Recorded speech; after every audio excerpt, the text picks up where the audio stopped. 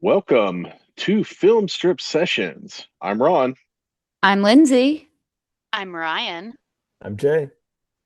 and on this edition of Sessions, which, for those who may be new to the pod, is our open topic slash general discussion show, each of us are going to be talking about one of our favorite five film runs from a different film director. Now, I'm sure lots of people have done this sort of what are the Mount Rushmore of X director kind of podcast, but we're coming at this one from a slightly different angle because I was hanging out watching a movie on Discord with friend of the show, Spooky Sarah, and a bunch of people from her various Discords. And the host was this guy named Brian, who we probably can't have on the show because we have too many Brians. Um, made the bold statement that Rob Reiner had the best five movie run of any director, especially when you take it in terms of how quick in succession the movies came out and the broad swath of genres that the movies covered. So that got me thinking. Now, do any of us have something that could potentially dethrone Rob Reiner? Well, first off, what was the Rob Reiner run? Because the man put out a lot of work. So I'd love to know what the run of five that he claimed were like the greatest five of all time. I'm looking it up now. Give me just a second. I Because was if not Spinal prepared Tap's for that. not a part of it, I'm calling Balderdash immediately. Yeah, So, I love that word. that is admittedly fair. yeah, that word needs to come back. I just want to say that. So I agree. I like Why that is there word. not a movie called Boulder Dash? There 'Cause was that a would be dang board game, and they made a movie out of every other damn board game. They might as well do that one too. So. yeah, right. Okay, Mhm. so the Rob Reiner run does include Spinal Tap, but Mhm. it's Spinal Tap, The Sure Thing, Stand By Me, Princess Bride. Actually, no, it might just be. It doesn't include Spinal Tap. I'm sorry. Stand By Me, Princess Bride, When Harry Met Sally, Misery, and A Few Good Men. And those all came out Hmm. within Huh. Oh, a year after each other, pretty Those much. are, 3 years total. So I yeah, think it Hmm. was those are solid choices. Stand By Me was 86, Princess Bride was 87, Met Sally's Mm-hmm. 89, Misery's 90, and A Few Good Men was 92. Um, Hmm. yeah. So wow. that's a um Hmm. pretty solid row of hits spread across a whole bunch of different genres and a whole bunch of different types of movie. And there's not really anything that unifies them in terms of like a directorial style over Mm-mm. like an over substance type of director, except for the fact that they're all like really good examples of the thing that they are. Right, right. Stand By Me is an incredible rewatch if you haven't done that recently, gang. It's really holds up. Not only as a piece of like work from Stephen King, but like it's just a really well-made drama with teenagers in it, which is hard to get good performances out of those all the time. And Mm-hmm. he did a good job with it.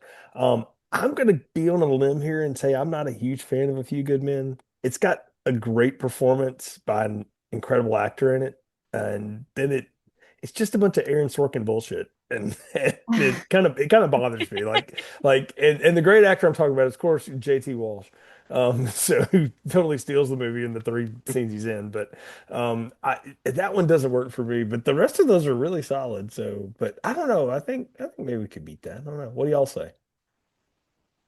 I think we could probably beat that. I'm with you Yeah. on A Few Good Men. I think it was one of 10 movies that we watched every other day for several years in my Hmm. family because we had 10 movies and Yeah. then it just cycled through and it was like A Few Good Men, G.I. Jane, all the military movies, Hmm. Mhm. Full Metal Jacket, that kind of thing. So I think I've been ruined with A Few Good Men because I've had to watch it so many times. I have no interest Uh, in ever watching it again, but I do Yeah. not feel that way about The Princess Bride or Stand By Me. mm-hmm. So, yeah, I don't know. That's a good run. That's a good Yeah. run. And But if you haven't watched Misery in a while, it still holds up really well. Yeah, I Oh, would agree there. Yeah, yeah, I that haven't is a love seen good. that one Misery. in a very long time. That's about as close to just directing the book as any of the Stephen King adaptations ever got, Mm-hmm. with the one notable exception with the feet thing. But it's Mhm. because Rob Reiner was like, we can't friggin' do that on on camera. But everything else is pretty much right out of that book, and Yeah. Mm-hmm. um, anchored by two incredible performances, by the way, too, and Kathy Bates and James Caan. But Mm-hmm. um, yeah, no, that is a good one. Um, yeah. That's interesting though. But I like that this came up on a Discord and that your immediate thought was like, we can do that, you know. So I'm Well, always yeah. game for that kind of challenge. So Well, it was such an interesting, like, thought-provoking question, especially when you impose the limits on it. Like, they Mhm. can't all just be samurai movies, so you can't just pick any five Kurosawa movies Mhm. that you like. It You has know, to be in a row, Mm-hmm. right? Mhm. Like yes, and consecutive. consecutive, like five consecutive Yeah. ones. I'm not. That's I'm where not I counting got like. hung up, Same. honestly, trying to pick a director. I was like, oh, because I'd go through and I'd hit four, and I was like, these are great movies. And then Yes. the two end caps on either side, I was like, Maybe. okay, or I haven't seen those, or Right. Yep. I've Like never heard of them. for me, my first thought was, oh yeah, Guy Ritchie, because I I'm a looked big up fan of Guy his Ritchie style of shit. too. Mhm. And Turns out I then you like get four to of his movies. And then you get to, so I love Snatch, I love Lock, Stock, I love Rock and Rolla. I really Mhm. liked Revolver when it came out, but then you get to Swept Away, and it's like, no, I can no longer support this thesis. Yeah, I'm no longer a fan. So, That's so uh, funny. I looked up Guy Ritchie too, and I was like, oh, because we just saw one mhm. within the last couple years that he had done.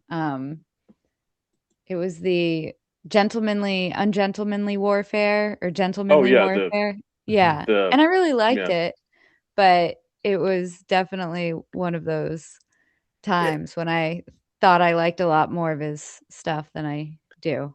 especially with prolific directors, like Hmm. they may have five good films in the filmography or more, but having them consecutively is Right. a Yeah. feat, Yeah. for sure, Mm-hmm. because it's hard to hit it every time, out of the park. I mean, every band releases that one stupid experimental album when they're all like either too high or not high enough, and they're Yeah. they're doing dumb shit with the sitar, and they don't need to. So, And it's I'll also just, subjective as well, because it's Mhm. like, are you going based off of like, was it nominated? Was it a fan favorite? Is it a Fair cult point. classic? So, because that's another thing that I ran into quite a bit when I Hmm. was thinking about directors that I loved. On Yeah. like as Lindsay pointed out, on top of being like, oh, they kind of did the same thing over and over and over again, just a little bit different. But Hmm. then you go back to it and you look at the list and you go, well, this wasn't popular when it came out, but it did like 15 years later. So the question Hmm. then becomes, like, is it something that you love? Is it something that everyone loves? And I think that's kind of what's I think really exciting about this session is that we can talk about that as a whole because I'm certain Yeah. that that I mean at least with the director I picked, that is something that kind of came into play. Cool. yeah, and that's the interesting thing. So many people have like three or four just no doubt incredible movies in a row, and then there's a polarizing project, or there's Right. something that didn't come out quite right, Yeah. or Mhm. David Fincher makes Halloween 3, or not Halloween 3, Alien 3. Alien Sorry, 3. Boy, David Alien Fincher's I 4. knew Halloween what you were 3, putting down. that would have been dark as hell. So, Oh god. So David Fincher making Alien 4, or whatever I forget which one it's what the three. name was. He made three. Mhm. Yeah. He made 3. Okay, yeah. Hmm. So Yeah. I was I was right the first time when I said David Fincher made Halloween 3. Jean-Paul Jeannot. Jean-Paul Jeannot made Alien Made Resurrection, the 4. fourth one. Mhm. Yeah. Mhm. And then you have some directors like, Kubrick, right? Yeah. Amazing Mhm. director, could Hmm. definitely string together 5 amazing movies out of his canon, but his 5 amazing movies might have taken him 15 years. Yep. So it's like finding the nice sweet spot between these are movies that that to me are great movies Hmm. in a reasonable time frame. Hmm. You know, Yeah. not like if the first one's 1955 and the fifth one's 1980. That's you should be able to make five good movies by accident if you can take Yeah, yeah. Well, you're for a talking movie. about, yeah, having done the whole Kubrick thing with Kurt all those years ago, like he would spend like years making a movie and then never shoot an inch of film. Like that Alien movie, like the story about that is legendary. The work that he did, the prep work on Hmm. it, only to go Mm. and just drop it and move on to something else and do The Shining instead. Or Eyes Wide Shut or what the hell ever it was he moved on to. But yeah, it was. I mean. Yeah, no, that's a fair point. So It's a fun thought experiment. no, it is. Yeah, I'm and having fun with it. that's what we're all here for is like to have fun thought experiments, right? Yes, of course. Hmm. Indeed. So who would like to go first? Should I go first since this Oh, is my idea? yeah, I think you have to go first, Ron, since this is your idea. So, Okay, great. So the filmmaker I chose after much deliberation with myself and also with everyone else in the film strip chat, uh, group text, whatever you call it these days, kids. I'm old. Sorry. Um, I went with someone that I don't think was on anybody's top tier list, but I has a five movie run that I think can compete with anyone, and that is Robert Zemeckis. ooh, I don't know that he's anyone's like favorite director, but he has some of movies that are people's favorite movies. And it's okay. hard because where I made my I cut out some great movies or some movies that I really like. Hmm. Um, like I could have easily started with Forrest Gump, and then I would have done Forrest Gump, Contact, What Lies Beneath, Castaway, and The Polar Express, which is one of my favorite modern Christmas movies. But that cuts out two of the, I think, all-time best movies of their type, and a movie that did something that, even when you think about it in retrospect, seems impossible. So I'm going to go with the 1984 to uh, 1992 run of Bob Zemeckis instead of his later run. We're going to start with what I think is an underrated romantic comedy, but also one really good adventure film in Romancing the Stone. We're going to follow that up with that he did that in what 84.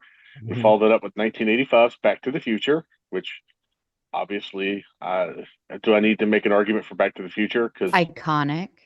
I don't Yeah. think so. One of the most amazing technical achievements ever put to film, 1998's Who Framed Roger Rabbit. It is so smoothly done how well the live action and the animation is blended and how Bob Hoskins perfectly nails that role. Yeah, he sells And that. then you followed up with two of the best sequels to an original movie and possibly the first two movies that were ever shot back to back. Mhm. Back to the Future Part 2, which was in 89, and Back to the Future Part 3, which came out in 90. And everyone hates Back to the Future Part 3 because it's a Western, because Doc has a time train. People hate things that are fun. And I love I got the to tell time you, train. I think the time having train was such a fun idea.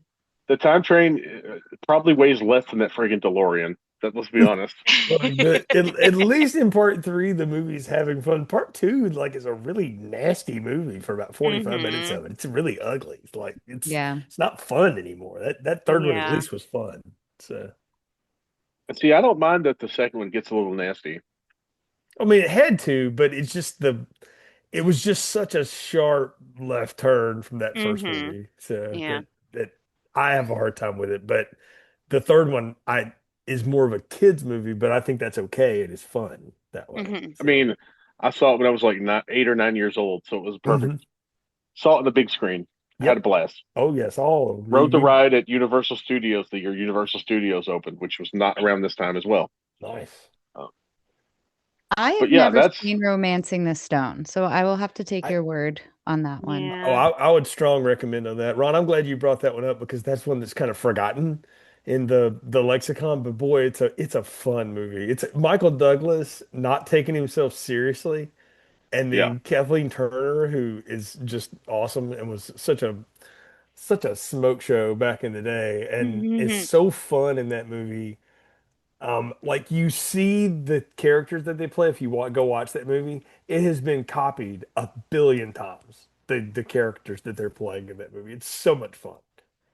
I So think that is half the appeal people have of the Mummy. I agree. Is it Yeah, that took a Mhm. lot chemistry. of that. Hmm. Mm. He's kind of a smart himbo who doesn't take himself too seriously. He's like the action lead.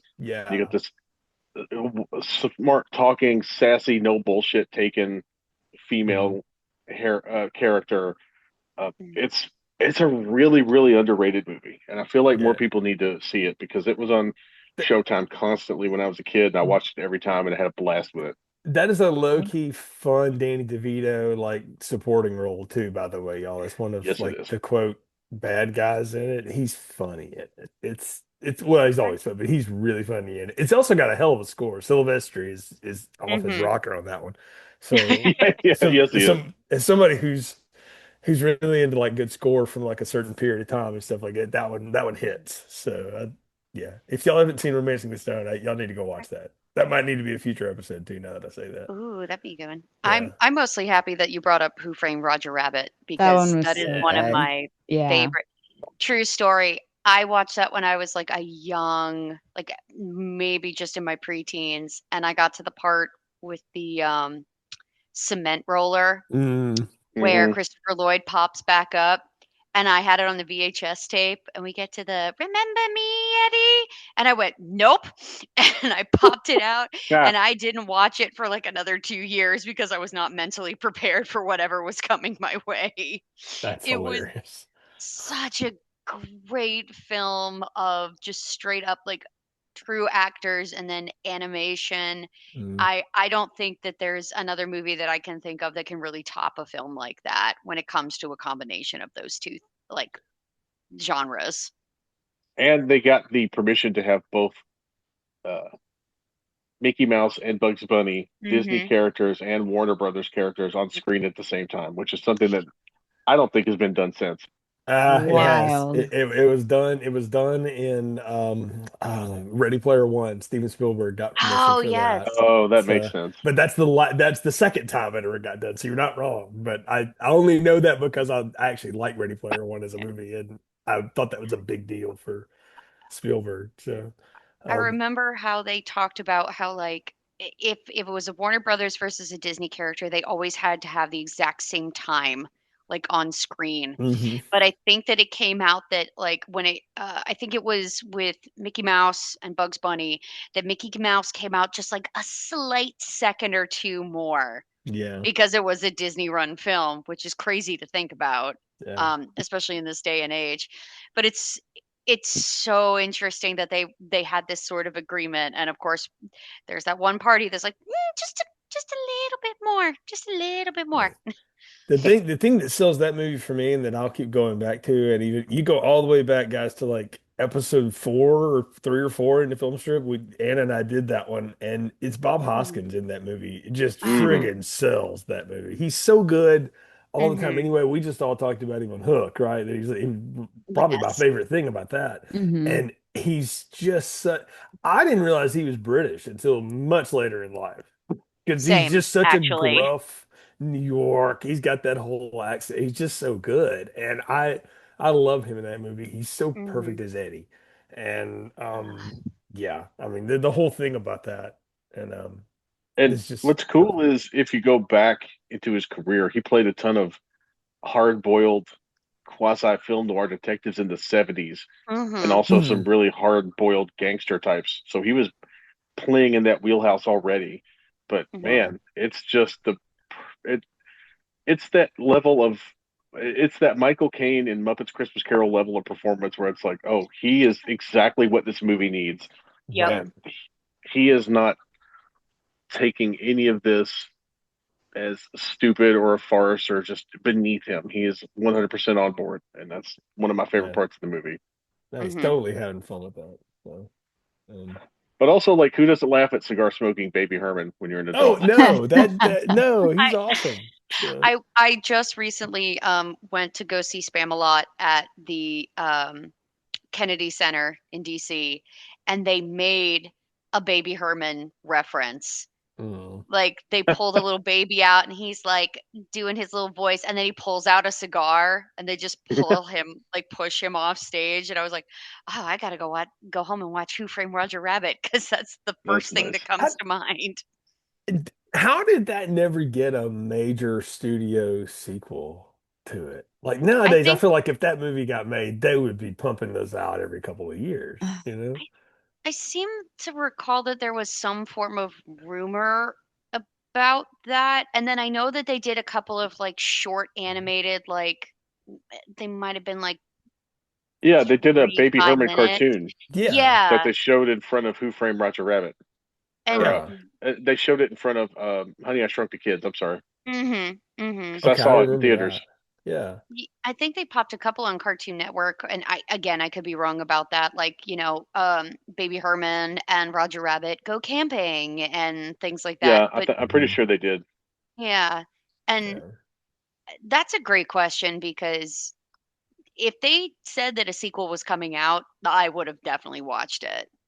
I think, well, it might be easier now than it was in 1988, but I think production Mhm. costs to do that were wildly high. Okay, so yeah, Yeah. that's a fair point. Yeah. Hadn't thought about that. And But also, I believe that might have been around the time when Disney had the regime change. Mhm. Okay. That And, would you make know, things difficult. Yeah. There we go. Let's see. I'm just pulling it up. Le 70 million was the production cost for Who oof, Framed Roger Rabbit. that's a That feels fortune. like a And lot. That's a lot. Yup, it in But it made 1988. Yeah. but it made 350, which nowadays would be well over like 3 billion or like $2 billion Yes, easily. yeah, that's So true. yeah. 100%. So I mean it did made and all the merch off this thing, are you kidding? I mean, this is they're still making it today. I mean, There's still cosplayers that show yeah. up and are dressing as Jessica Rabbit. I mean, Mhm. and I know there's a lot of animated series that even reference that movie, like that I Mhm. watch on a like today. So, I Sure, mean, I sure. think that Yeah. it's iconic, Yeah. absolutely. I mean, I'm just looking up the 61st Academy Awards, by the way, to see what was up for Best Picture and what won besides Mhm. this. So here are the nominees: Working Girl, seen it, pretty good. Mhm. Mississippi Burning, eh. Dangerous Liaisons, The Accidental Tourist, Rain Man. All right, man. But I mean, it's Who okay, Framed but Roger Rabbit should have been freaking nominated. It got like best editing or something like that, which is cool, but like that should have been freaking nominated. there are This definitely a lot of movies out there that should have made it to at uh, least the entry level of Academy Awards that didn't. yeah, I feel like we need to revisit the sessions thing, Ron, this season when it's award season, like when the Oscars got it wrong. So I guess I can Oh spend a yeah, whole life on that. Oscars So October. I don't know. I feel like we would need to narrow it down a little bit. yeah, that's when do the Oscars? April, February? usually, yeah. So Yes. Yeah. yeah, and it's like straight on YouTube this year, by the way. It's not even on a network anymore. Oh, Oh, well, that's good for Really? me. we should Yeah. live stream Yeah. it. There we go. Yeah. We can have our Live first stream our reaction. Live, reactions. yeah, Reaction yeah, showed. Yeah, exactly. it'd be 4 hours of us going, have you even heard of this damn movie? So, Me to, take like, a It'll be nap in the fun. We can middle. all drink champagne and like dress up. Yes, oh wow. Let's we were do talking that about black tie podcast. yes. Well, I suggested that for That's prom. I suggested that for prom. I was like, we should all I dress up. But you I think know, Ron says he's got a tuxedo T-shirt he's ready I with. think yeah, we were talking about prom month so at some Yeah, point, movies about prom. So I'm down for that. But that'd be funny. there's so many. But that's a great run of films though, Ron. Yeah, And if that's for as some strong as reason, anything. Yeah.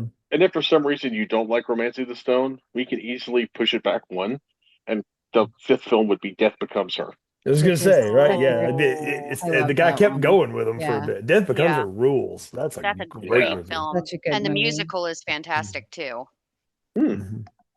I And have yes, there is a also heard musical. that I have some friends who have been to see it and they said that it Hmm. was amazing. And they had never seen the movie, but they loved the musical. So Yeah.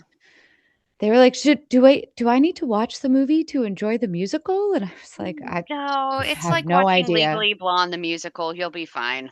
Yeah, I'm sure it's great. I'm sure it's fun. Cool. So, Love it. mhm. All right. Well, who would like to go next? Like volunteers. I'll go next. Okay. We'll see. We'll see if my pick can follow Robert Zemeckis. I actually considered Peter Jackson. That was my knee-jerk reaction because Mhm. he's got Mm. 3 bangers in a row, right? Mhm. Yeah. All Bad 3 Taste, Lord of the Meet the Ring Feebles, movies. Yep. and Frighteners. Dead Alive. Nailed it. Oh, God. Nailed it. Those are the ones. So I was looking, I was like, obviously I need to pick those. What came before and after King Kong? Actually, I really liked King Kong. I went to see that in the theaters. And Same. then I think the one after that was, I don't know, something I'd never seen before. And The Lovely Bones. And the one before that was also Ooh. something I had never I- seen before. Real So quick, Lovely Bones, do not I cried. recommend. No. I Okay. cried. Horrific. So Oh, God. The Wait, Frighteners what was is- before that. So What about Heavenly Creatures? Where does Heavenly Creatures fall in that? Heavenly So could you Creatures do Heavenly is- Creatures? After Lovely Bones, I think. It would have gone Heavenly Creatures, Forgotten Silver, which I'd also never seen, The Frighteners, and then the Lord of the Rings movies. Heavenly Creatures was Mm. It was nice, all and- like he's banging them out almost every Mhm. year. Like Yeah. he's just, But I ended up Mhm. not going with him because, The Lovely Bones, and I hadn't seen a lot of his other films like before or after. There were just a lot of holes. So Mhm. I went back down the rabbit hole and ended up going with John Hughes for Mm. my director. Mm. And I could have gone from either side of his 8-film directorial repertoire, but I started at the bottom in 1984 with 16 Candles, Oh, great film. 1985 with The Breakfast Club, Mhm. another 1985 movie, Weird Science, Uh, 1986 See the Ferris archives, kids. Bueller's 1986 Ferris Bueller's Day Off, Mm. and 1987 Planes, Trains, and Automobiles. He also in 1989 had Uncle Buck, and then 91 Curly Sue. I've never seen She's Having a Baby, which is in between those two, but it can't be bad. All of his everything else is so good. It's not as good as the rest of it, but Okay. there's a hilarious like monologue of Kevin Bacon talking about like I have to change my underwear so I can get my wife pregnant, and the way he just does it is just so not what you would expect Kevin Bacon to be doing in 1989, but okay. So yeah. Yeah. I don't know why I That's remember really that. It's funny. just it's such a wild scene. He's sitting in his basement and his boxer's like throwing a dart or something, and it's this whole inner monologue about it. So it's wild. So, Just 5 nostalgic, fantastic 4 out of 5, like just into 4 the out of 5. mind. 4 out of 5 are just into the mind of high schoolers at the time. And Very it true. still resonates, honestly. I Mhm. mean, technology's moved forward a little bit more since then. And then Planes, Yeah. Trains, and Automobiles, one of the best Thanksgiving movies of all time. One of the only Thanksgiving movies of all time. Why didn't you list it on our sessions last time? I don't remember. I have no idea. It probably didn't have a good food pairing, so that was what we were Probably doing. didn't have Yeah, a there's good not that's really probably a what good. it was. There's not a Yeah. good food It'd with be that. like venison. Planes, Trains, and Automobiles, and like cold fast food Yeah. that they Yeah.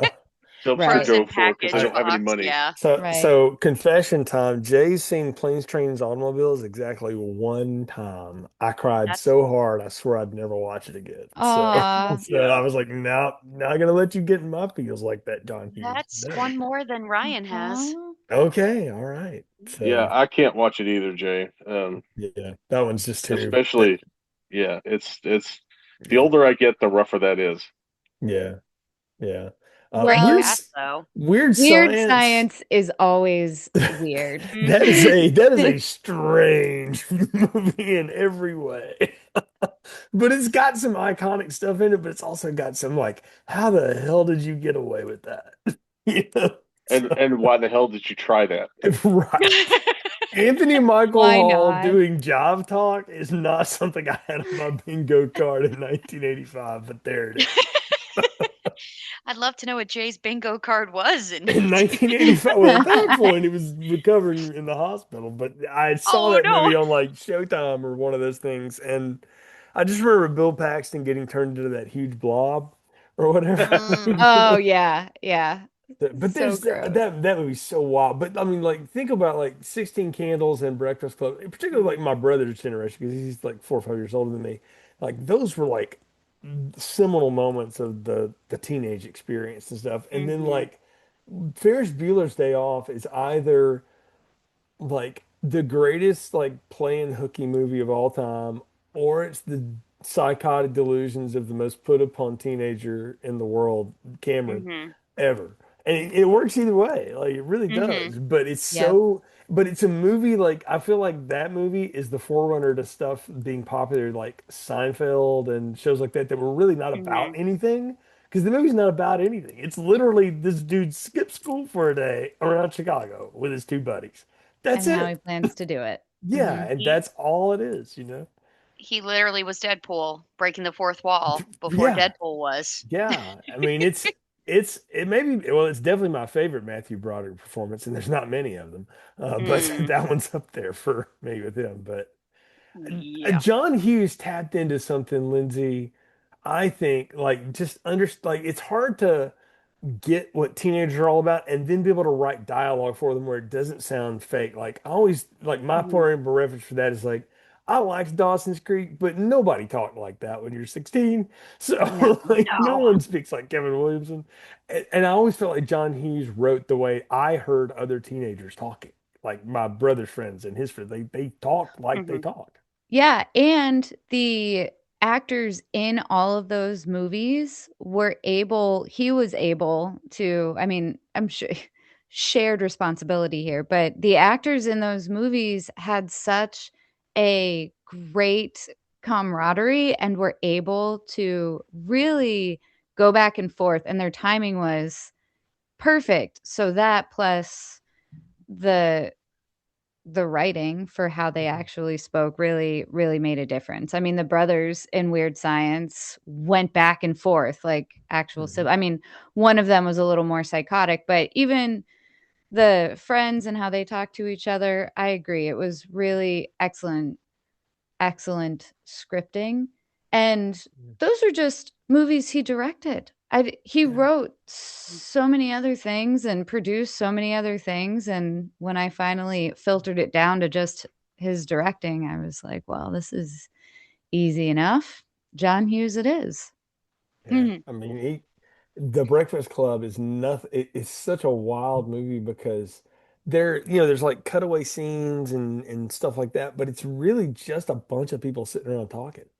And like even when the adults are Hmm. just sitting around talking, it's so hard to pull off and make it even remotely interesting cinematically. And it's not even like he's not even doing anything weird with the camera. You just feel like you're in the room Mhm. and the Yeah. Mhm. conversation draws you in and that's just a real touch and I mean it's John Hughes got taken away way too soon, because I'd love to see what he would be doing today, but just a master at writing dialogue that would keep you going, I mean, you all have been in, productions and plays and things like that, and there's something Mhm. to be said about like you have to go through chunks of dialogue, right? That's just like, where Right. is this happening? And the best ones are the ones that it just rolls, right? Like the conversation just rolls naturally. Hmm. Yeah, I feel like at least with I love 16 Candles. I mean, I think Mm. that it's it's like at least the basic synopsis of 16 Candles is something that can literally be taken through every single decade and it's still applicable and you can understand it. And with Breakfast Club, it's just so interesting because you have these kids and they're all fleshed out and it feels when they're having these conversations, it's so raw. especially like some of them, like they really get into it, and it's just Yeah. because get out of my face. This is what's going on. And I recently like went back to watch it, and some of these kids situations again are very applicable to like this day and age, and it hits you a little bit harder, especially as you get Mm. older, because as a kid you're like, oh well, that's, I'm not saying it wasn't light, but I think that for me as a person it didn't hit so close to like my personal experiences, so I couldn't relate or anything like that. um Also, that Dance and Breakfast Club, everyone knows it, everyone does it. You, That is a pretty cool thing. I don't know what you call it, but and I don't know what the hell Emilio Estevez is doing, but it's hilarious. So Breakfast Club dance, that's what we call it. Yeah. yeah, but again, you got someone that can do like 16 Candles is a romance movie, but about a teenager who's kind of put upon, right? And so she's just pissed Hmm. off at everything, and she kind of has a right to be. But there's Oh, all kinds of other goofy shit going on around her. And then Breakfast Club is about a lot of social norms and class hmm, system, and it's dark and it's deeper. And then Weird Science is two guys it's making Kelly so LeBrock opposite. in their Yeah. bedroom. Come Yeah. on, idiots. But again, like you see how different these things are. And then Ferris Bueller is the goof off kid. Like the kid that annoys the shit out of you because how does he get away with it? But at some point you root for him too, even though you don't. And part of that is knowing now that Jeffrey Jones is a monster, but watching him get his ass kicked all day by Jennifer Grey is hilarious. You know? And You then are right about that. yeah, and then, well, you know what? And Charlie Sheen will say, like, for years everybody thought I was loaded on that set. I really wasn't. I just had stayed up all night and I Not looked not that tired. one. Not that Yeah, particular yeah, he movie. actually owned up to that in his little documentary, which I thought was funny because I always thought, like, yeah, this guy's out of his mind. But he's like, no, I was just really tired. He's like, I stayed up all night drinking coffee and I walked in and I looked like shit. And they're like, no, you're perfect. And they threw him in the thing. And Jennifer Grey got him that job, which was hilarious. But no, it's such a neat like five movie thing. And then Planes, Trains, and Automobiles it's two middle-aged men who have nothing in common, forced Hmm. to like get along in a time when you're focused on anything else except what the Thanksgiving holiday is really about, right? John Hmm. Hughes, I think, understood American holidays in a Yeah. way other people didn't at the time. He was definitely a director that I think understood like people to their core Mm. and just those raw feelings, because I think that like what Lindsay has pointed out, at least with the movies that she's listed, is that there are so many moments where you know, regardless of the age, you feel for this person and you've been in their shoes, so to speak. Right. Um, so and you're right, he was gone way too soon, and I can't even imagine what he would have done moving forward. I feel like that's a guy that would have ended up doing prestige television later in life. You know what I mean? Yeah. Like I can like see that. doing shit on AMC or HBO or whatever, and having just like these killer series. Honestly, I would watch I the could hell see out of that. anything. Yeah. Yeah. Yeah, right. Like, well, I would watch the weekly. I mean, hell, they tried to do that with Ferris Bueller with that. What was the knockoff Ferris Bueller? Parker Lewis Or can't lose, Jay, thank with you. Corin. Yeah. Yes, How could with you forget Corin Corin Nemec? Nemec. Yes, I would How could like you to forget, forget. Jay? How I could you would like to forget? forget that I watched that show. He's like, I did forget it I tried. intentionally. I tried to erase it. Yeah, But then I but personally brought it back up. But no, I mean, like, I feel like, yeah, all that stuff could have worked as an episodic television. Yeah. And Hmm. also just like a special mention that he also wrote one of my favorite movies, National Lampoon's Christmas Vacation. Yeah. The yeah, Oh, that, Vacation movies. Those were yeah. Hmm. those were his babies. Yeah. Hmm. So um that first Vacation movie really still works. Like it shouldn't at all, but I know. it's 40 something yeah. years old and it just works. Every bit of it does. What's wild is it works because it actually works in spite of Chevy Chase, which is the funny part of it. Because it's one of his best movies, because he's in a lot of bad movies, y'all. But it works in spite of him. It's because everybody Yep. else, I think, knew what they were doing. So particularly Beverly I, D'Angelo. Yeah. I So mean, Beverly D'Angelo, I feel like you could have put her across from a mannequin and they could have had believable chemistry. She's oh, so good in dude, those movies. she's just fun. But she's such the '80s mom. It's the thing that I felt like Winona Ryder nailed in that the first couple seasons of Stranger Things, is she was just like Hmm. very much the 80s mom. Like, She Yeah, very much yes, yeah. was. like you have that Mhm. vibe, so it works. So Yeah, the I will mom who catch grew you. up with rock and roll. yeah, Hmm. Yeah. exactly. Yeah. And You a lot you of Christmas lights and black paint. you Hmm. know Yeah. that Thank you, Ron. Mrs. Griswold has like a whole Elvis ornament collection, because that's her generation. It's like her jam. So Well, she She does definitely have had the commemorative plates. oh, Hmm. 100%. And the books. Yeah. Definitely the Mhm. books. she is a big fan of Wayne Newton in the Vegas Vacation. That is But that's Yes, true. she Hmm. is. that's probably because they couldn't get her real first love, Tom Jones. No, Oh. Thunderball himself. So I like it, Liz. Good work. John Hughes holds That up is a good. the hell That's of a a really line. good. That's a really good pick.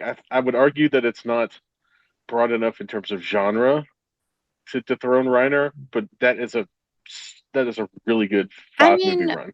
Reiner just took a couple of Stephen King books that were already written for him and made Mhm. movies out of them. Like, And an Aaron Sorkin play. I'm not Hey, trying to I'm not hey, to be trying to fair, steal his thunder, but the hardest thing about adapting someone else's material is to know what to cut out. Hmm. And when it fair. comes to Stephen King, there's always a lot to cut out. So So I was going to much. say when it comes to Aaron Oh. Sorkin, there's a lot of shit that should be cut out. yes, there should be. There's a lot of that movie that should be cut out. Well, maybe one day we can all get on and have a hate fest on A Few Good Men. That's our next sessions. We'll get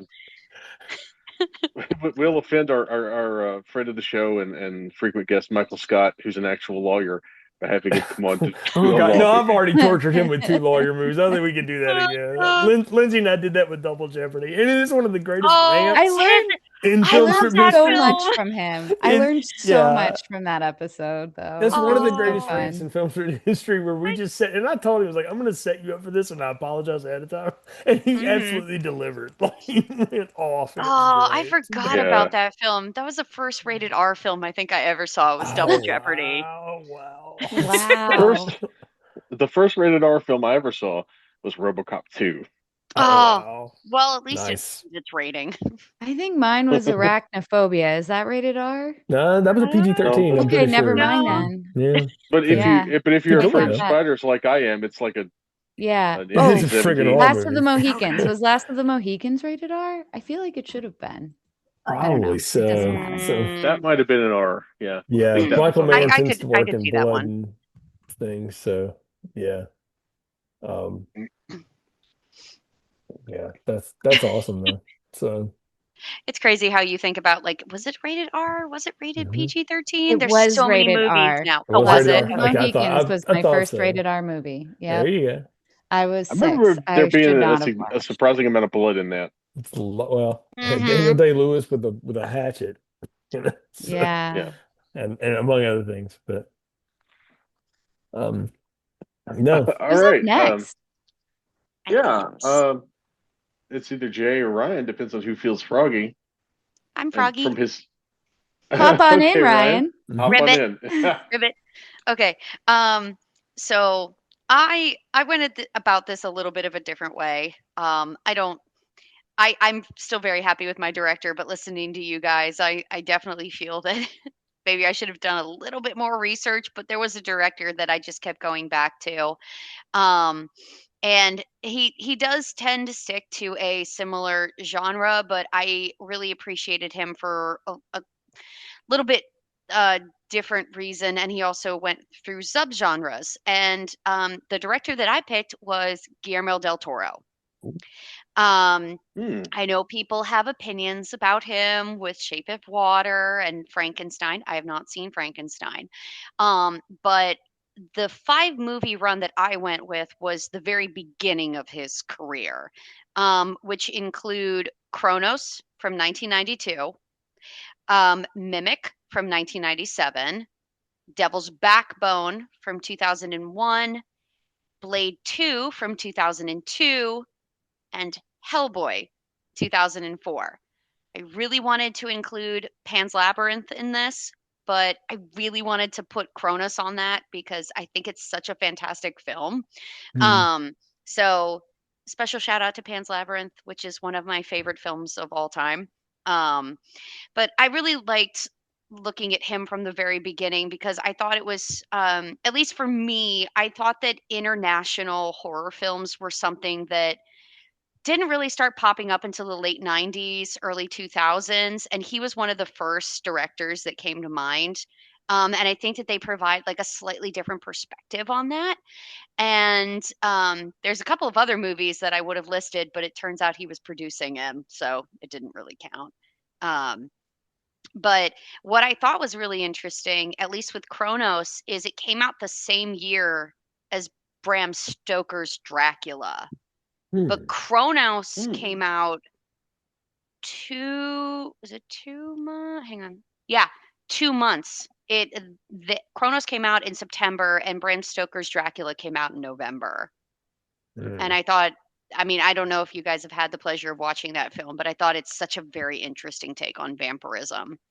And he does tend to stick to the horror genre, but I think that what I liked about, at least from seeing him from the beginning to the end, is that there's a bit of a romantic in him, which some people have pointed out as a problem with Shape of Water and Frankenstein.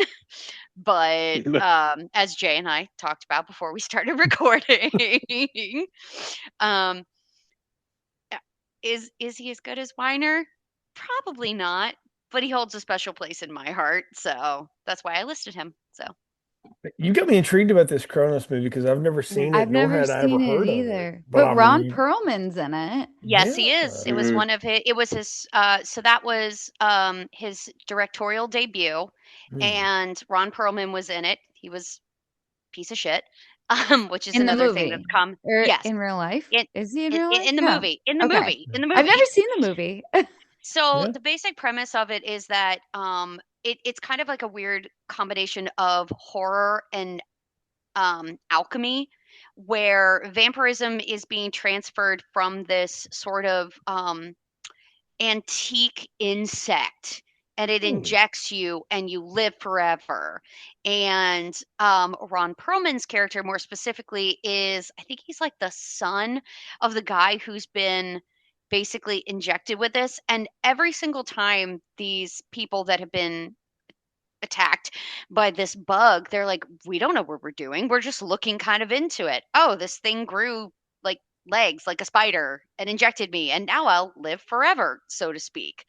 And with Ron Perlman's character, he wants to become prolific, but the main character, who is kind of like in this in between of, I've been living for a very long time, I kind of just want to have things end. He's like, I can't give this to you, Hmm. because he's been through so much and he's watched so many of his loved ones die. So it's Hmm. very much, he thinks it's going, I think Ron Perlman's character is like, it's going to solve everything, and it's not going to. Um, and it's such an interesting take on, like I said, vampirism, because before all of that, most Dracula based, well, all we knew was Dracula, and like Hmm. Dracula versus Frankenstein and all renditions that that particular storyline. So, and this is, I believe, a fully Spanish. It's all spoken in Spanish. So, it actually was. We talked about this. It was selected for entry for best foreign language film for the '66 Academy Awards, but it didn't. It didn't make it through. So it wasn't Hmm. it was just an entry. It wasn't a nomination. Huh. Well, my introduction to Guillermo del Toro was Mimic. I think like a lot of Yeah. people, because Mm-hmm. I saw that trailer when I was going to movie theaters a lot and going to movies, Mm-hmm. and I was like, that looks cool, and I ended up renting it, and I was like, I don't know what that was, but it was weird as hell, you know, and thinking about it, but He. yeah, but then the thing that really sold me on him was Blade 2. Because I Mm-hmm. love the original Blade, Yeah. and I thought Blade 2 Yeah. was just like rock and roll Blade. It was a lot of fun. So I completely agree. And it actually was the highest grossing Blade film. I think mhm. what was it? 80 million. Yeah. And he talked about how, especially working with like Wesley Snipes, he was like, he knows this character better than I do. I'm just kind of on this roller coaster and I am here for him. But also Ron Perlman showed What to back up. say? Like, is Um Ron Perlman his muse? That's I'm just uh I picking feel up on like he yeah, this. might be. I think him, and I actually found out that Norman Reedus was in a couple of his films too. Okay. So I'm not Yeah. surprised by that at all. Yeah. Um, also, probably Doug Jones is like on Uh, his favorites contact Yeah. list. I love Doug Jones, but no, but Mm, I like Blade Norman 2, Reedus. I mean, who doesn't? Ron, you spent a lot of time around Norman Reedus's face I through have. here. And I've Really? actually like well, I did all those years of The Walking Dead, and then I also did the book of the book of Daryl Dixon spinoff. Oh, really? Uh yeah. Oh, That was that's like the last awesome. thing they paid me to talk about was that, and then the Rick and Michonne miniseries. Hmm. That was actually really good. Um, Particularly they have a bottle episode that's fabulous. But yeah, and I've also met him a couple times. And he's been a very nice guy. Oh, cool. He seems pretty It's chill. interesting to hear him talk in his normal voice rather than his Daryl Dixon kind of raspy voice. Uh, but no, he's a really cool guy. It was really cool every time I've interacted with him. I can't say that for sure, but I'll say you never this. know with people. I'll say this about Guillermo del Toro too. Is like I don't think it's a bad thing that he's like a big softie or a romantic at heart, and that he Mhm. infuses that into these things. It may or not always work, that's an Mhm. opinion thing. But I like that he hasn't lost that, about Yeah. himself. I think that's because it's through every movie in some way. Mhm. There's a little bit of that in there, and I think that's a Mm. neat touch. So Yeah, Yeah. I think he puts the romance in Gothic romance, yeah, mhm. there you go. and He's also the Gothic literally in Gothic romance. As you say. he he's literally quoted for, "I have a fetish for insects, clockwork, monsters, dark places, and unborn things." And when you look at his like whole directorial like credits, I'm like, that all of that makes Kind of 100%. Yeah, fits, right? I can see Yeah. Yeah. that. Yeah, Yeah. especially the Clockwork kind of city in Hellboy 2. Mhm. Hmm. And the clockwork is very applicable in Chronos as well, because I believe that the second person who became a vampire, although they don't call it vampirism, like it's kind of like the V word, they don't talk about it, but I believe that the gentleman in particular worked with antiques, and clocks were a very prominent thing with him as well. Hmm, interesting. That's neat. Yeah. I like And it. I could be remembering incorrectly. It's been a while, so please nobody in the comments like judge me if there are any. That's They'll all. judge us all harshly for our failures. Yes. Okay, so I believe that leaves one person Yeah. who has a top-notch director, one of my favorite directors, as Well, his chosen person. Not to give spoilers away or anything, but Jay, tell us well, about your person and their Mount Rushmore five of films. I want to tell you first who I wanted to pick, and then I realized he's only directed three movies. Damn it. I wanted to do Jordan Peele because I love Mm. He everything that was man on has my done. list Wow. too. I I actually thought about him too. I loved Get Out. I loved Yes. Us more than Get Out. Mhm. I loved Nope. I thought it was great. I thought he had directed that Candyman remake. I loved that. He didn't. Nia He wrote DaCosta. it and produced it, but yeah, yeah. And I actually thought he had done I knew he had been involved with Black Klansman. I didn't think he had directed it. I thought maybe he co-directed it. No, he wasn't involved in that. So I knew I would have a gap and it wouldn't work out. But I need Jordan Peele to do, a couple He more did the movies. Twilight Zone remake, didn't he? He was involved in the Hmm. TV version of that, yeah, Mhm. but not a Yeah. movie. Now, I will say this: he produced this movie that came out last year called Him. That's like this. Mhm. I don't know if y'all have seen that or not.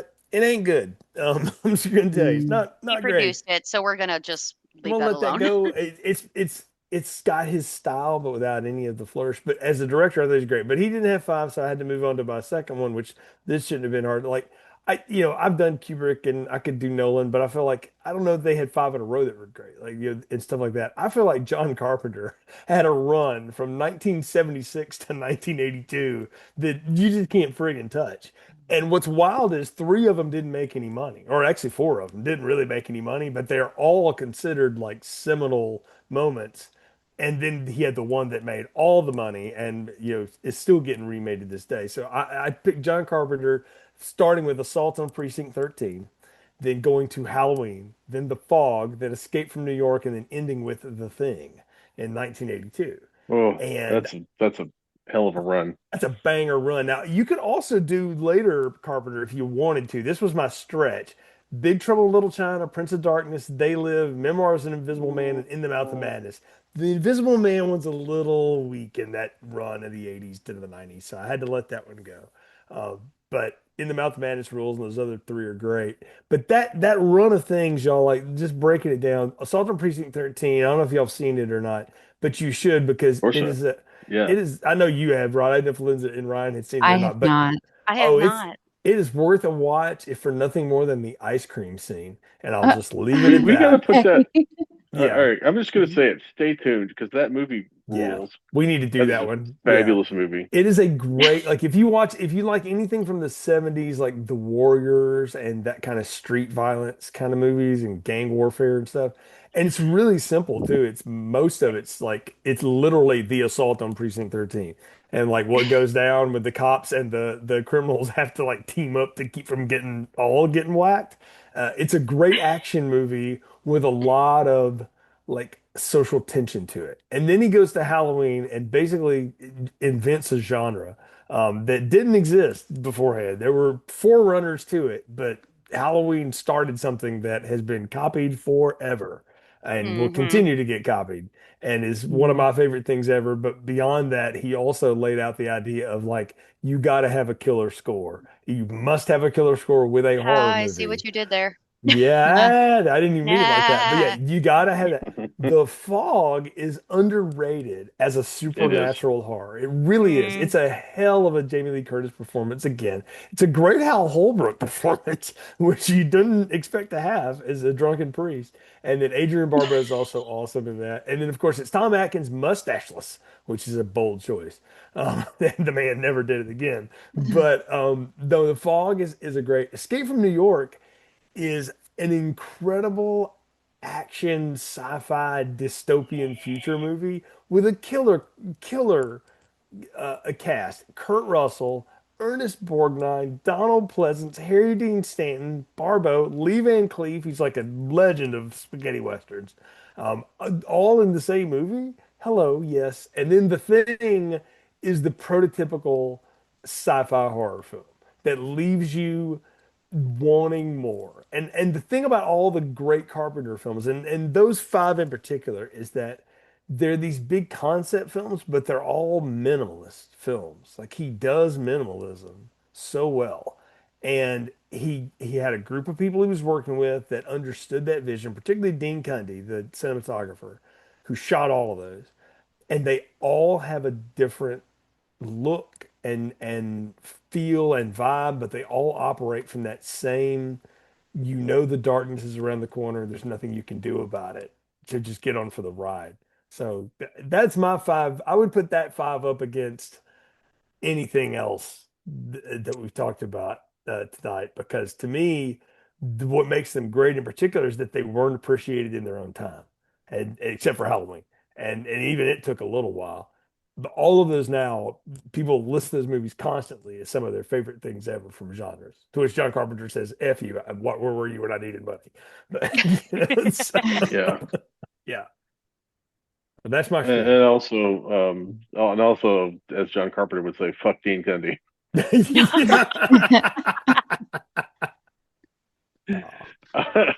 That is, it's funny. I went with Zemeckis because you beat me to Carpenter, Jay. Hmm. Uh, True. so it's difficult to not choose my own as like the best example of that. But man, Assault on Precinct 13, 100% stay tuned. That movie rules. Hmm. And I actually like the remake okay, Yes, but I'm like yeah. the remake is not nearly as like dirtbag, action dirtbag as the original, and there's some wild elements in that movie. Um, yeah, and I can't really fight you on any of those. Escape from New York's one of my all-time favorites. It's just loaded with people that are just amazing character actors. Um, and it was one of the big like Kurt Russell movies. Can't argue with The Thing. I love The Thing. It's one of the it's the best movie to watch in January when you're snowed in. Yeah. It's a If you great live somewhere where they snowed in get movie. snow. Like that and The Shining are like a good snowed in double feature if you were to do Yep. that. Mhm. Yep, Yeah. that was my thought. I was like, how much in The Shining? Yeah. There you go. Get them watch them both. Yeah. And yeah, although I will say, Defensive Memoirs of the Invisible Man, he got Mhm. the he, somehow he got a decent Chevy Chase performance in that year, and that's saying something because Chevy Chase Yeah. had long since checked out by then. Oh yeah. 1992 Chevy had quit. So And man, talk about boy, if you haven't heard John Carpenter talk about the movie that almost made him quit Hollywood, it's that movie, and it's Yep. working with that person. Yep. Memoirs of an Invisible Man. Yep. Really? It was Huh. a horrendous experience. So As you can imagine, uh, Grumpy Dick John Carpenter and Grumpy Dick Chevy Chase didn't get Chase. along. Yeah. But then you got poor Daryl Hannah, Never would have Sam seen that Neill, coming. Michael McKean, and Stephen Tobolowsky, and they're trying to have a good time. Yeah, and the only reason John Carpenter has anything nice to say about that movie is because he loves Sam Neill, Yes, he does love Sam Neill. and So, they're longtime friends. yeah, and which he should. is why Sam Neill turned around and did In the Mouth of Madness with him, which absolutely rules. That's a previous episode, so y'all go listen to that one in the archives. But I love that movie. That movie rules. So Yeah, which if you're in Los Angeles and you're at the Oddities and Curiosities episode, our one of our guests from that episode is there with his funny, spooky cartoon cat art. So did not know that. Oh, yeah, very cool. that's what he does now. His wife has some fancy job working in some sort of lab in Arizona, in New Mexico, and he does full-time art, and apparently is doing well. That is awesome. So Yeah. Sweet. Our friends from the former Based on a True Crime podcast. that was a fun podcast, by the way. So just for I keep throwback. hoping they'll bring it back, but the whole we're busy, we have successful careers. Shit. Meanwhile, 16 years later, here we are. Hair toss. Indeed. So, Lens, Ryan, what about any of those? I know y'all probably seen Halloween, but what about the rest of that stuff from Carpenter? Halloween, yes. Mhm. I haven't seen the Assault on Precinct 13, so added it to my list that Yep, I've same. created. That I pretty much keep for every podcast episode because I feel like there are at least 5 Yep. movies that get brought up that I've never seen or heard of. Hey, Ron and I have a reputation of like doing that to people when we go on the show. I think For every- Kendall and Misty just like keep a journal of. I know For- Kendall and Misty and I we bonded over the fact that we all have lists and lists and lists of Yep. movies that we'll one day watch.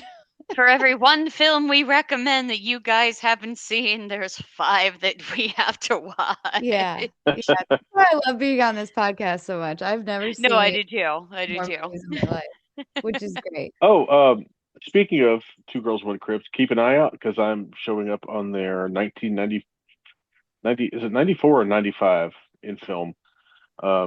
It's the year in film. I'm their first ever guest on one of their year in film episodes where they look at like 4 different movies from a specific time. Oh wow. Fun. And it's like the year 7 came out. So 7 was one of the movies. Oh wow, we talked Ooh, about. Wow. That's I a good one. have a good story about that. Seeing that in the theater, I'll tell you offline. But wow, Oh, okay. 7, love that movie. Though. Yeah. 7, a great black comedy Spanish film, Day of the Beast, Oh, wow. which is one of the funniest things I've ever seen. It is spectacularly hilarious. That's what I love about those is they always throw out stuff I haven't heard of, which is cool. So Yeah, and Clint Howard and the Ice Cream Man and Tales from the Hood. So I think hey, that's 95. I've seen 3 out of the 4. So I have also Well- never seen Escape from New York. I haven't From seen That You one I have seen. Carpenter. Lynch, you should watch that with your Brian. I think it would be up his alley too. I think he would dig it. So those tend to roll on and off of Tubi and Pluto, all the time. So Oh yeah. Yeah. yeah, I frequent mostly Tubi, but Pluto pops up from time to time. yeah. Pluto was my first love because they had the Mystery Science Theater 3000 channel. Ah, Yeah. Oh, I loved them because fair. they had Bond movies like all the damn time. So Yeah, I and didn't have to all of wait. the and all of the they had that Twilight Zone channel Mm-hmm. for a while. Then the Outer Limits channel. So yeah, Yeah, they always have interesting channels. yeah. Mhm. And then of course we've professed our love to Tubi long ago on this podcast. So Man, they yeah. Dear just, Tubi, send us money. Thank you. yeah, they never let me down. There's always something No, on TV. no. I mean, I my favorite thing about Carpenter's work, though, just to wrap a bow on that, is that it has to do with the fact that as a filmmaker who's also a musician, you can tell at some point in his career he figured out I'm going to write scenes that I already have music for in my head, mm-hmm. and then he just goes and does them. And I love the ability to be able to do that is just amazing to me. I'm like, that would be so cool to be able to do that. Like, it'd be like if I was Mm-hmm. sitting here tonight going like, we need this kind of song, and I was just over here on a piano banging it out or something. Like that's just such a neat art Yeah. and talent. And it sucks that he's so grumpy all the time, but it is kind of his personality. He's so But curmudgeon-y. he's been a curmudgeon since he was 30. So You know what? At least he's set in his ways. He's not changing, I guess. He's that, kind of like the ultimate Scrooge Predictable. from that's for 30 damn plus. sure. Yeah, He- yeah. this guy ain't He's changing Michael shit. Keaton from Muppet Christmas Carol. There you go. Yeah, all he wants to do is smoke weed, play video games, and play music. And he does all No, that all the I time. mean, yeah. And yeah, and he's got the ability to do that now because people keep giving him checks for Halloween. I don't Well, know. they keep That getting him checks reminds for me of a dating profile. All I want to do is play video games, write smoke music, weed. and smoke weed. It's probably what his ex-wives would say about him too. No, they go to the like we said last episode, am I the asshole for leaving my husband because all he wants to do is this? Impossibly. So Yeah. No, but you brought up a very good point, is that I think with John Carpenter's movies, there's something about like the music and the soundtracks that you not just Halloween based, but mhm. you hear it and you go, "Oh, it's that film." Like there's something about how his music is literally like digging into your like brain that you will always remember it no matter what you do. Yeah. Yeah. And he's always got some sort of like auditory hook that goes with Mhm. his Mhm. movie, right? Yeah. Like There's like And for that's clever too. yeah, like for Halloween it was very synthesizer heavy and very Mhm. mhm. Well, staying oriented. But like it for Yeah. it John was the Carpenter's Vampires, it's like here's my yeah. Old West soundtrack. Yeah, the thing that made Halloween work, and he's talked about this, is that it's in 5/4 time. And That makes sense. you can't dance to it or anything like Mhm. that. So it's a little off I don't is know. the I've seen idea. some remixes of that song. You never know. Well, I'm sure somebody's tried it, but but the idea is that it's off just by a little bit. Mhm. It's not what you're used Mhm. to. And I love that when the first time I ever heard him tell that story, it was years and years and years ago on some documentary about Halloween. And I was like, that, I mean, at that point I don't know how to play the Halloween theme or anything. And I had never thought about, its time Mhm. signature. But when he told that story, I said, that makes a ton of sense. Like Mhm. that totally fits what you're trying to do with that. So anyway, Yeah. it's just another, but even like the thing is just a bunch of drones and just this bleakness. And I'm like, yeah, if Mhm. you're in fucking Antarctica, that's probably all you do think about. I Yeah. mean, I follow this guy or I followed this guy on Instagram back when he was doing the gram a lot, and he is a researcher at Antarctica. And he posts like Ooh. just, here's what it looks like outside. And he says, yes, we all watch the thing all the time. We think it's hilarious. And I'm like, I guess Nah, you'd have to be a little You put like twisted an to do AI that. dog. He's like, "This is what I'm Yeah, looking out outside." And it's just the dog right. from Yeah, the yeah. movie, But and you're but like, he, but he just makes fun of it. But I love that though, that like that has become synonymous with it because again, the Mhm. movie was not a hit when it came out. Um, Mm. but it's just a I don't know, something about it that works. So Hmm. yeah.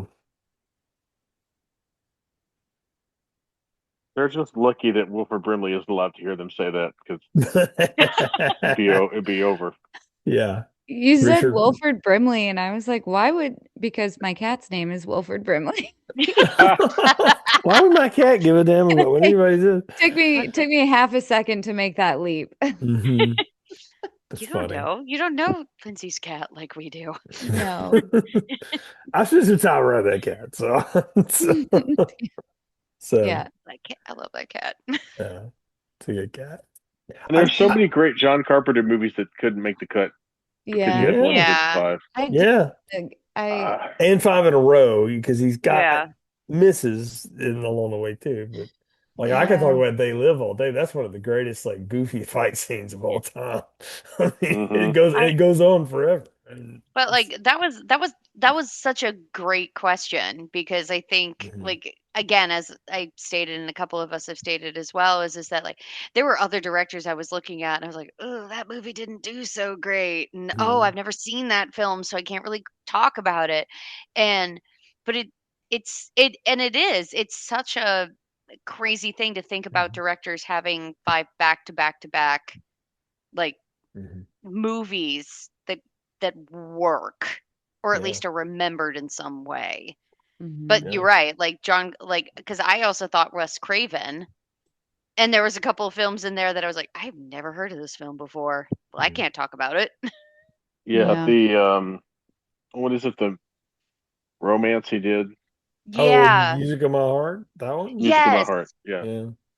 I was No, like, what the hell is this movie? look, I will totally sit up here and stand for Red Eye though. Any day anybody wants to talk about Mm, that movie. That Red movie Eye is rules. a good. It is not Mhm. appreciated. That is a That good is movie. Cillian Murphy and talk about chemistry. Cillian Murphy and Rachel McAdams have loads of it in that movie, and they are And Yes. great together, man. and again on an airplane, like we Hmm. talked about in Terror Train. Please go Yep. watch that, ladies and gentlemen.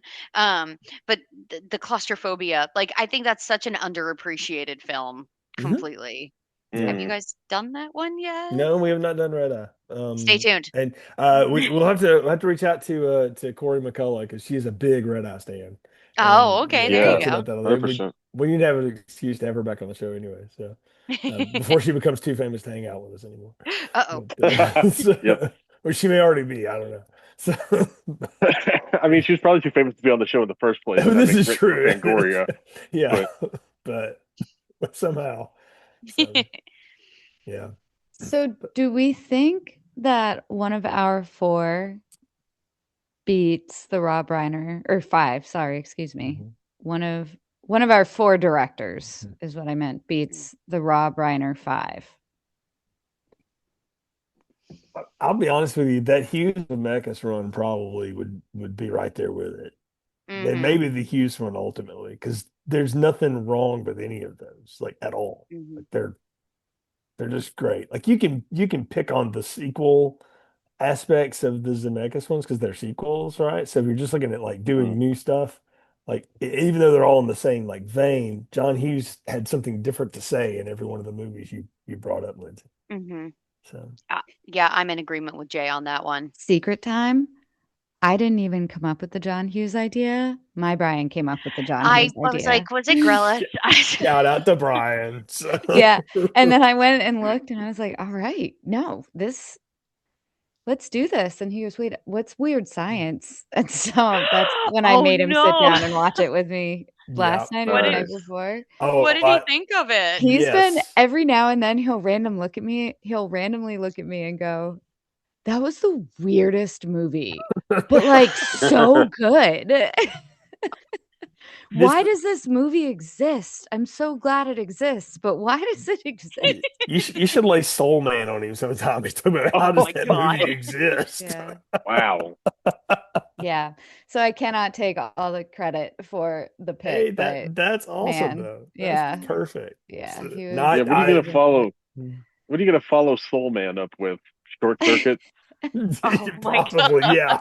Something else that's horribly racist. So Oh. Short Circuit 2.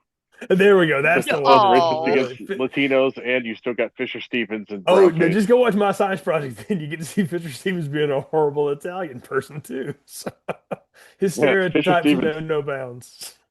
Fisher Stevens plays the hits of racism in the '80s. That's wow. Hey, we had a good time on that show back in the day. So, not talking about him, but to get Yeah, me. I know the show was great. The I, the I Fisher swear Stevens is that a little that concerning. actress in that, by the way, I swear, like Amanda Seyfried, like is her descendant in some way. They look so much alike, and they act They Mm. alike really do. too. So, which by the way, shout out if y'all haven't seen that Housemaid movie, go peep that. It's actually really fun. It's a throwback to like the '90s steamy thrillers. It's really good. Ooh. Like Okay. my Rachel did not go to the theater for anything, and she was like, "We got to go see this," because she had done the books, and Hmm. so I watched it with her, and I was so entertained. I listened to the audiobook driving back from the holidays. I was like that hooked on Does this mean Hmm. that the movie is under 90 minutes long since Rachel went to it. see It's it? actually 2 hours long, What? which Really? surprised me too, Wow. Lindsay. Yes, same.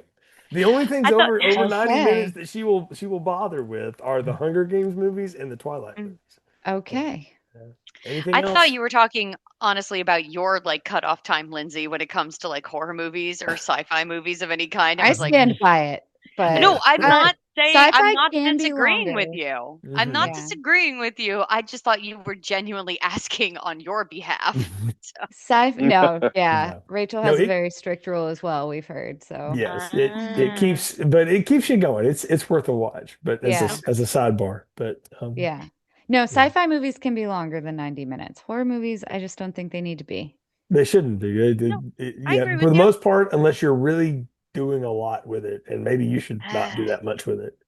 I don't So, think Mhm. horror movies should ever be anything more than an hour and a half. I think, I mean, the best ones all were so yeah, Mhm. or less. I mean, that or original less. Yeah. House on Haunted Hill is like what What are you? 70 minutes I long, and was that's gonna What are say you like a perfect. gonna tight do? 75 is Yeah. Yeah. is real Yeah. good. Well, I'm just thinking, what the hell are you doing for 2 hours? Are you just walking around trying to find the exit at that point? You're trying to do Mhm. that David Gordon Green have a social commentary bullshit in a horror Let's movie? not talk No, about Jay. that. It's not David Gordon Green. That's A24. Let's not kid Okay. ourselves. Hey, he was trying it, but yes, A24 has don't get me started Yeah, on they A24. perfected it. They Mm. picked up that ball and ran with it. Yes, too far. I might add, but anyway, I digress again. But yeah. Well, hey, Ron, this has been a lot of fun, and I'm glad you Mhm. brought this to us. I'm glad you hang out in Discord chats that have these interesting ideas. This has been great. So, Mhm. but Yeah, why don't you tell people like what we're doing the next couple of months here on Film Strip? We're kind of leaning into the theme month idea this year. We've got some fun stuff coming up. So, that's right. I've kind of blanked on what we're doing for January, because you asked me. because it's in the doc. Okay. Oh, well, So, and since this is unedited, everyone knows we have a doc that we look at now. every A podcast very has a loose doc. outline. Yes. Sorry. And these It's are still not in a order, doc. by the way. This is just what we're going to do. They're Oh, not. yes, yes, yes, yes. Yeah. Okay. And we were just talking about it before we went on the air, which is insane that I forgot it that quickly. But Holly will come up to me and tell me all the time, "What this thing X you said on the podcast was really funny or insightful or whatever." They'd be like, "Saying what on the Who now?" And I have I no was idea on what a, she's I'm talking on a about. She's podcast. referencing Yeah. We're things on this insightful. podcast. I'm just impressed Honestly, that your spouse listens to the podcast because mine has never listened to a second of it. So, I'll But yes, listen to them sometimes and think, I don't remember this conversation at all. And yeah, that's me. That's my job. yeah, fair. how long ago is this? Mm. Yeah. But yes, for January, we're having a fun murder mystery ensemble series, where we're going to talk about Clue, Glass Onion, A Knives Out Mystery, and some version, we haven't decided which one, of Murder on the Orient Express. Yeah. I think we could probably each watch a different one and come and talk about it. Kind of a, Well, they're all different Which from each one? other. Which one did it better? yeah, That does sound fun. But the idea of that though came from Rob Reiner movies generally feature an ensemble cast. Hmm. Mhm. And then in the group chat, ensembles just got talking about and it was like, oh, let's do that. And then by happenstance, they all happen to be murder mysteries, but I'm kind of down for that. I like a good page turner, as I've said. Hmm. Yeah. So Mhm. I grew up Yeah, on I'm that 100% stuff. on board for that. Yeah. And then for February, we've got our terrific slash terrible twos. That's kind of up to you to decide whether these movies are terrific or terrible, depending on the movie. So we've got Too Fast, Too Furious, Bringing back Gremlins Lindsay's 2. Brian for that. So. Hmm. Oh, yes. Gotta have Having our Lindsay's gearhead. Brian on for that one, Mhm. special guest. Gremlins 2, we reached out to some cool people who maybe are showing up for that. Grease 2, which is where I think our terrible twos start, but that movie is fascinatingly weird. And of course, the best of all choices, Breaking 2, Electric Boogaloo. Yes, we are going back to Cannon Country. We are It's, goldening thing all over this bitch. it's Super excited. it's been too long since we were in the Canon film bin, and we should do that. So I'm excited about these. This will be a fun couple of months to start with here on the old Mhm. FS feed. So It's gonna be a um, good 2026, uh, folks. oh yeah, and Yes. more fun things planned as we roll down the line because I've teased it here, but coming up in April, podcast is driving. It's turning 16, and we haven't figured out what we're going to do for that episode just yet. But with that's a big deal. Um, we may do License to Drive, we may not. But that one would fit. But yeah, so we'll figure it out. But um, lots of fun stuff. I think we should just do car movies since I it's was his just about to say birthday. that. Yeah. If Filmstrip were gifted a card for its 16th birthday, what kind of car would it get Oh Oh, that's a wow. great question. or Oh, want? the Munster Mobile. Yeah, probably slam in the Yeah. back of the Dracula. Oh God. That's what this podcast would be, rickety and still going. Oh, But fun. just pop it a little bit. It'll get going. Hmm. Just kick it, Yeah, hit it with a hammer. Yeah. it's functional, but somehow still on fire. I mean, that is this podcast in a phrase. Listen, if you saw a car on fire just driving down the road going like 60, 70 miles an hour, everyone would get out of your way. I mean, I was going to call this Hey, episode I have favorite seen director, that. but I'm in maybe I'll just Kentucky. call it functional but still on fire. Is that our t-shirt now? Film strip, Functional but still on fire. There's our That tagline. there we go. Yes, I like that. I want that That's as a bumper sticker on my car. And I use a love picture of the flaming Michael Myers from Halloween 2. it. Oh my God. Yep. Yeah. There we go. So Just I on love top of the car. Yeah. Just be like, Yeah. I'm stuck on there. it. Just hanging out. That's perfect. If one of our wonderful listeners is artistic and ever wants to design a T-shirt for us, we'll split proceeds with you. So because that would be hilarious. I got you regardless. So Yeah. That's awesome. Well, I think it's time to Yep. wrap up the old show at this point. So, folks, you can find and follow this functional but still inspired podcast everywhere on social media at Film Strip Pod, where we share announcements and upcoming shows and other fun things. We also repost our friends pods, and so make sure you check that out. We've dropped a few of those here in the discussion tonight. Two Girls One Crib, Tis the Podcast, Totally Red Christmas. I'm gonna forget them. Amateur Tours, Phil at the Movies. I mean, gosh, there's so many. The Why Wasn't It Better? Those guys have been on recently. They'll be on again. But and we got some new friends too that we're going to be inviting on for some stuff. But check us out. Follow their content, follow our content. Please share it where you can as well. And of course, don't forget to subscribe to the show. Apple, Spotify, YouTube, especially the YouTube channel. Check that out. Share that as you can. We appreciate the support. And of course, bonus points always if you leave us a positive review, as it helps other people find the podcast. It makes us feel really good about ourselves. And hey, it's 2026 and the whole damn world's on fire anyway. So at least spread a little bit of joy, okay? Through us through this podcast. All right. So until next time, for Ron, Ryan, and Lindsay, I'm Jay. Thank you for listening to Film Strip.